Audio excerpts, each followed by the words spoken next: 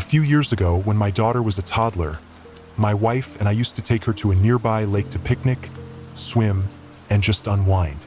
It was a peaceful spot, quiet, not too crowded, the kind of place where you could easily forget about the world for a while. One afternoon, after we'd finished eating, my wife decided to go for a quick swim while I stayed on the beach with our daughter. I watched her wade out into the water, the sun sparkling off the surface. A minute later, she suddenly stopped and turned to me, shouting something. At first, I couldn't make out what she said, but her expression was off. Then I heard her clearly, "I think I just stepped on someone's face." I froze for a second, thinking maybe she was joking, but the look on her face wasn't playful. It was pale, almost terrified. She quickly started making her way back to the shore, her legs moving faster, like she couldn't get out of the water fast enough. When she got back to me, she was visibly shaken. She said that while she was swimming, her foot brushed against something soft, and at first, she thought it was a rock or a weird patch of seaweed. But when she pressed her foot down, she felt the unmistakable shape of a face beneath the water, a nose, an eye socket. She swore she felt the hollow of the eye. I considered going in to check it out, but something stopped me. The unease in my gut, maybe. We decided to pack up and leave right after that. The next day, the local news reported that a young boy who had been missing for days was found drowned in that same lake, not far from where we had been. He'd been there the whole time, just beneath the surface.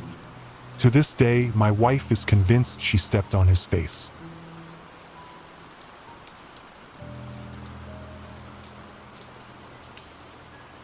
So this story happened about 11 years ago.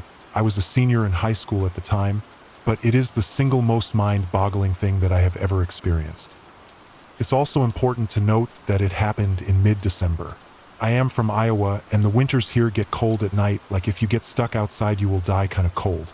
That plus the snowfall makes everything dead silent, so you can hear anything and everything inside the house and even immediately outside of it.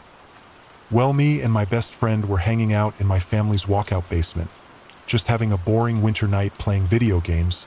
We were also the only ones home. The reason it was just us is because my mother went from work straight to a bar to grab a few drinks with coworkers. So me and my friend thought it would be a good idea to break into the family wine and live a little. As we were sitting there opening up the first bottle, I hear the door to the garage open and slam shut. I immediately go, "Oh shit," and start looking for places to hide the bottle. My friend then says, "I thought you said your mom was supposed to be out all night?"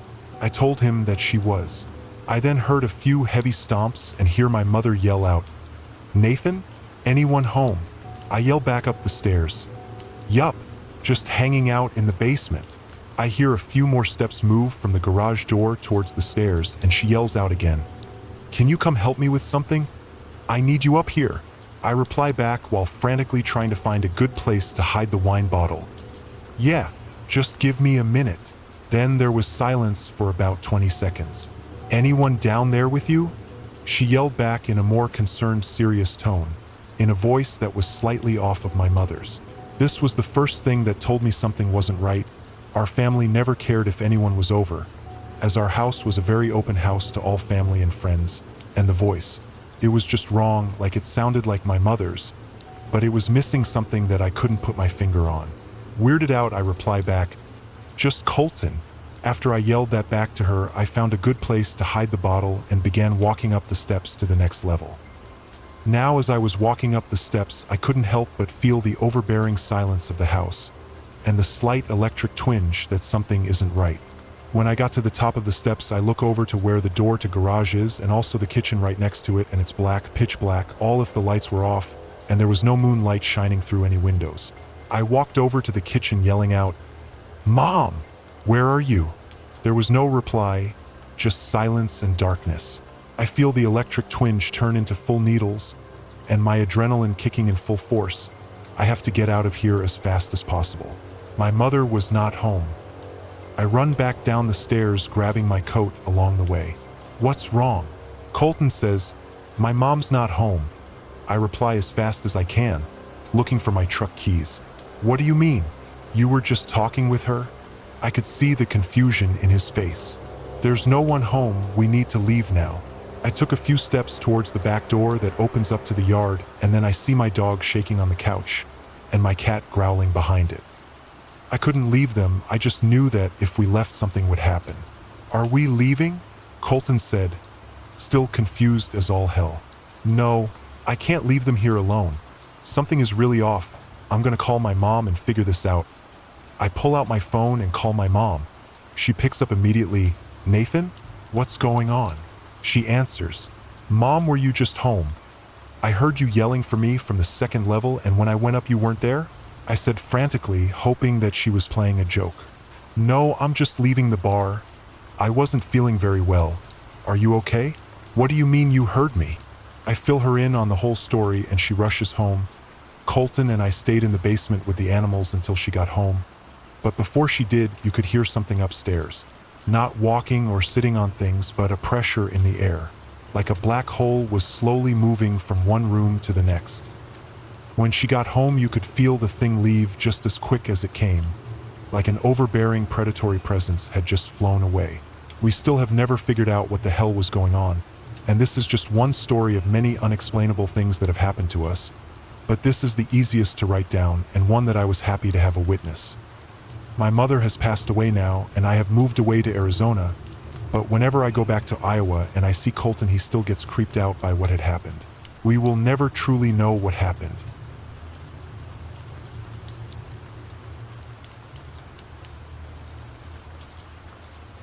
This happened to me about 6 or 7 years ago. I was living in Nebraska where I grew up. I lived in the largest city in Nebraska, but it was still essentially surrounded by corn and wheat fields. The city was expanding, so rich folks started building huge houses with giant properties on the edge of town as things proceeded to grow. All of that being said, I had a good friend whose parents' house was one of those big ones right on the blurring line between the fields and the city. My friends and I were constantly hanging out at his place because it was fun. They had tons of property to ride 4x4s on, a hot tub, a huge living room for us to watch sports and have reality TV binge sessions, etc. Plus his parents were super cool and we could drink out there as long as we stayed at the house. It was tons of fun even though I was / quite scared of the dark. So I would just not go outside after a certain time because there was little lighting and the nearest neighbor was about a mile away. I always felt a weird energy driving to and from his place if it was late at night, but never had anything happen until one night. The drive out, there was a long winding two-way road that had thick trees on both sides, and you pass one of the city's largest cemeteries on the way. Barely any lighting, of course, besides the street lamps every once in a while, and very little traffic. It's all inherently a bit creepy, and I'll admit to having sped through this section of road many times to get through it as quickly as possible. This specific night was perfect spring weather, so I was driving with my windows down listening to music, and it was around 10 p.m. I was coming around one of the curves in the road when I had to essentially slam my brakes on. Right in front of me in the middle of the road, maybe 50 yards away, was what looked like a family. Again, picture a completely pitch black road with thick forest on both sides and only my headlights to show what's in front of me. This was a family of 4, a tall, slim woman, an average height / weight man, a child maybe around 8 years old, and the mother was pushing a stroller. Their clothes looked normal, not tattered but not nice. They also were not carrying any kind of light source, meaning before I arrived behind them in my car, they had been walking in the pitch black. They were all facing away from me, walking completely silent in the middle of the street the same direction I was heading. I had turned my music down to hear if they were speaking, had music playing, etc. They didn't. The hairs on my arms immediately stood up. I came to a stop in the road behind them, obviously, and just sat there for a moment to let them move. They seemed to be completely unaffected by me and didn't even turn their heads slightly, nor did they attempt to move out of my way. I literally thought I was going insane, or that I was dreaming. It was so surreal. Before I really had time to fully process and register what I was seeing and how truly strange it was, they all, at the same time, stopped walking and very slowly turned to face my car. This scared the absolute shit out of me. I honestly didn't even give myself enough time to look at their faces as they turned. I immediately threw my car in reverse and sent it backwards for probably a full 20 seconds before flipping a U-turn, nearly running myself off the road and booking it the other direction. The only thing I remember noticing is that the stroller looked to be completely empty. This was the part that sticks in my mind the most. I've never felt terror like that in my life. I checked my rearview mirror probably 1,000 times before getting to a main road and never saw a glimpse of them. In fact, I never saw a glimpse of them ever again. I tried asking my friend and his family about it, only to essentially feel like I was insane because of the way they looked at me. Every time I tell this story, I get one of three reactions. They immediately think I'm fucking cuckoo, think I'm lying, or have had something sort of similar happen to them. I really don't care if no one believes me, honestly. It was, and still is, the creepiest thing to ever happen to me. I think about it all the time. It was either some weird-ass family trying to scare the shit out of someone, a distraction for an attempted robbery/assault, or it was something more sinister.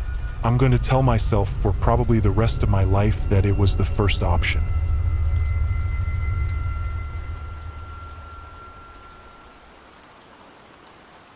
I was living in a rural area in Oklahoma with my mother at a small lake house, and I'm probably 10 to 11 at this time.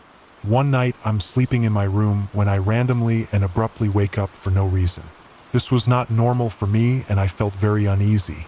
The only sound I could hear was my mother snoring in the next room on the couch.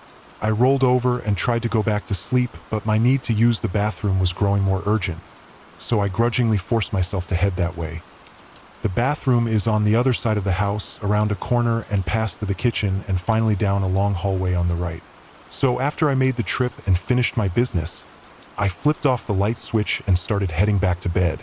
That's when I heard the distinct click of the light switch, and I saw the glow of the bathroom light in the hallway. Terrified, I slowly turned around just to witness the light in the bathroom start clicking on and off.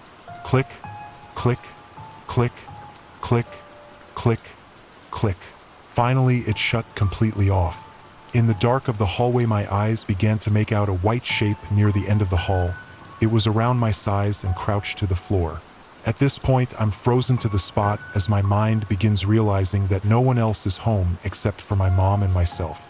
Then the white shape began whispering in a quiet man's voice, "Help me, I'm lost." I remember wanting to scream for my mom, but I couldn't, and instead I barely said, "No." Before this thing starts running at me on what sounded like all fours, I quickly ran through the kitchen and around the corner before running to my sleeping mother, shaking her awake. I remember saying, "It's coming!" and my mother's eyes going from dazed to alert in an instant. She asked me what was going on, and I saw her eyes look over my shoulder before she screamed. Remembering her scream still makes my blood run cold. Never had I heard pure terror like that in my life, even to this day. She grabs me by the arms and pulls me into my room and slams the door. She holds me in her arms with her back pressed against the door as we listen.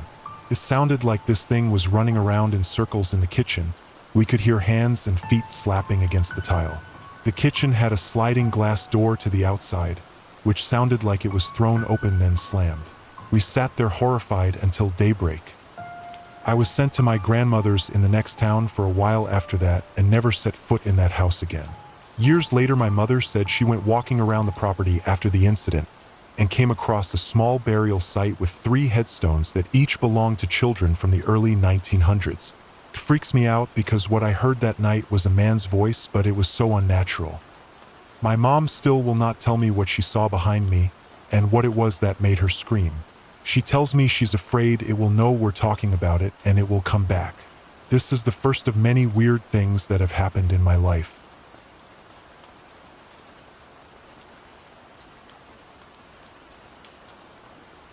I worked at a smaller Domino's for about 2.5 years.